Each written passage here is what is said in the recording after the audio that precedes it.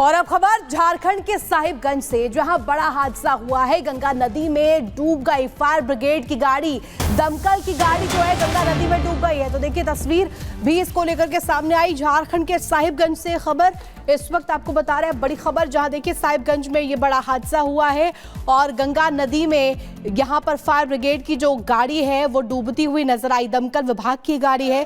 देखिए किस तरीके से गंगा नदी में डूबते हुए ये तस्वीर भी सामने आई है।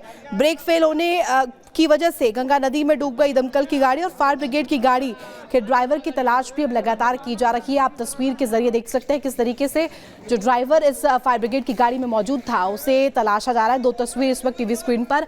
झारखंड के साहिबगंज में यह हादसा हुआ है और नदी में डूबी फायर ब्रिगेड की वैन।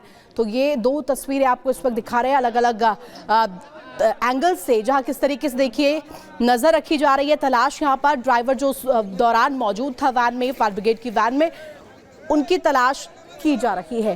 तो लगातार वहां पर जो सर्च अभियान है उस जारी है और लगातार ये तस्वीरें आपको हम दिखा रहे हैं। झारखंड के साहिबगंज की ये घटना, ये हादसा हुआ है, नदी में डूबी फायर ब्रिगेड की वैन।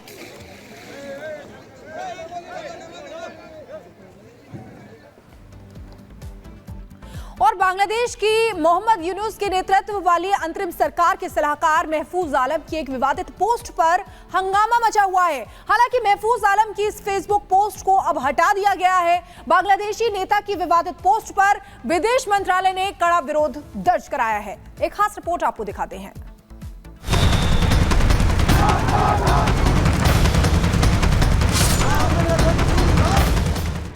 बांग्लादेश को भारत की कड़ी फटकार।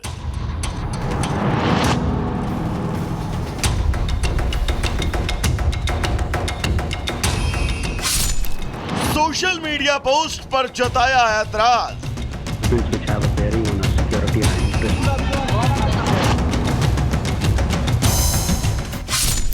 भड़काऊ टिप्पणी के लिए चर्चित महफूज।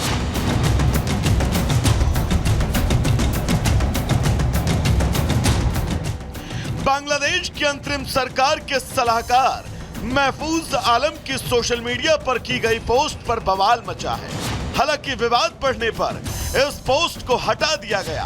वहीं अब बांग्लादेशी नेता की विवादित पोस्ट पर भारत की ओर से कड़ी प्रतिक्रिया आई। भारतीय विदेश मंत्रालय के प्रवक्ता रणधीर जायसवाल ने कहा कि इस मुद्दे पर बांग्लादेश के सामने कड़ा विरोध दर्ज कराया गया है। The Bangladeshi government, we have actually strongly registered a protest on this issue. We understand that the post that you referred has been taken down. We would like to remind all concerned to be mindful of their public comments. दरअसल महफूज आलम ने विवादित post में कहा था कि भारत को उस विद्रोह को मान्यता देनी चाहिए जिसने तत्कालीन प्रधानमंत्री शेख हसीना को इस्तीफा देने पर मजबूर किया। महफूज ने यह भी कहा कि बांग्लादेश को भारत पर निर्भरता से आजाद रखने के लिए 1975 के बाद 2024 होना ही था। दोनों घटनाओं के बीच 50 साल का अंतर है, लेकिन हकीकत में कुछ भी नहीं बदला। Bureau report, Republic Bharat.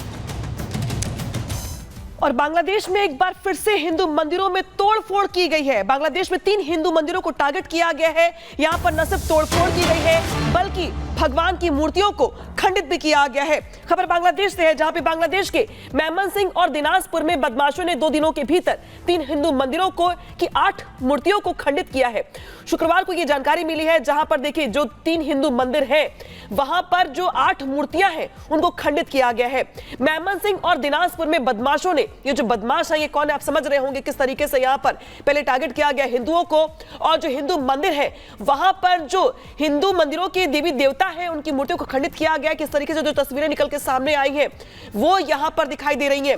आतंकियों के निशाने पर दरअसल हिंदू मंदिर है, लिहाजा दिनाजपुर में और मेमनसिंह में यहां पर बीते 2 दिनों में 3 जो हिंदू मंदिर है वहां पर के 8 मूर्तियों को खंडित किया गया है, तोड़फोड़ की गई है, नुकसान पहुंचाने का प्रयास किया गया है। तस्वीर टीवी स्क्रीन पर आपके।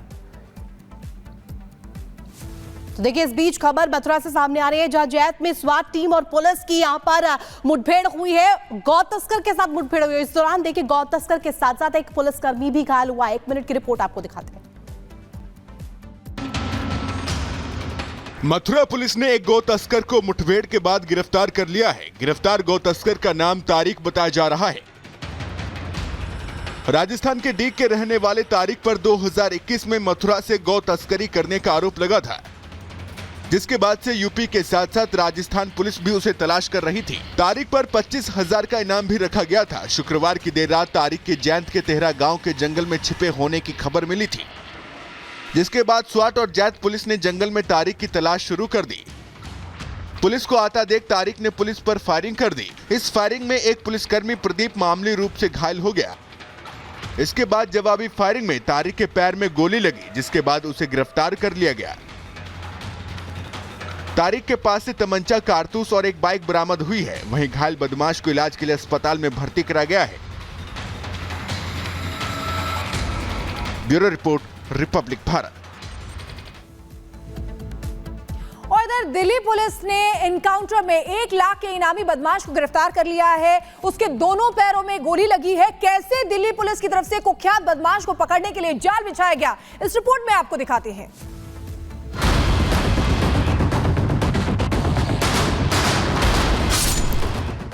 दिल्ली पुलिस का ऑपरेशन लंगड़ा।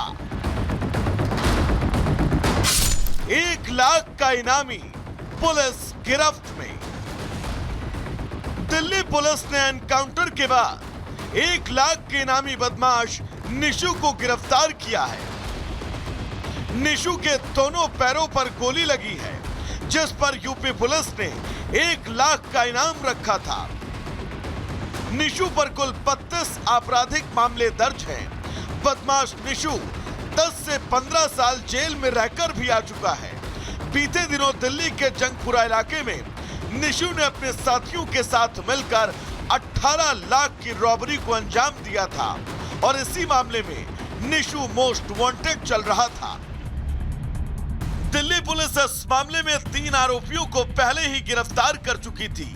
तीनों के नाम शिवा, तरुण और विकास है, लेकिन गैंग का मास्टरमाइंड निशु के बाहर की ये तस्वीरें हैं। मंदिर परिसर से होते हुए ये कूप की तरफ जाने का जो रास्ता है, और एडमिनिस्ट्रेशन यहाँ पर जो कोशिश कर रहा है कि इस कूप को लेकर जो एक तरीके से निरीक्षण है वो किया जा सके। मेरे विजय आकाश आपको तस्वीरें दिखाएंगे। एक तरफ एएसआई की जो टीम है तो दूसरी तरफ कूप है। यहाँ पर वो कूप पूरे तरीके से कवर्ड जो है वो किया गया है, और अब कूप का निरीक्षण करने के बाद जो टीम है वो वापस कल्की मंदिर की तरफ जा रही है। एक्सक्लूसिव तस्वीरें हम आपको यहाँ पर दिखा रहे हैं, और लगातार जो एडमिनिस्ट्रेशन है वो कोशिश यही कर रहा है कि जितने भी कूप हैं, जितना भी एडमिनिस्ट्रेशन है, जितना भी पुराना एक तरीके से स्ट्रक्चर है, उन सभी को यहाँ पर देखा जाएगा। तस्वीरें आकाश, तस्वीरें आप दिखाइए कि जो एएसआई की टीम है वो पूरे मंदिर का जो निरीक्षण है वो यहाँ पर कर रहे हैं। उनसे बात करेंगे। सर, निरीक्षण किया मैडम से पूछिए, उनसे पूछिए।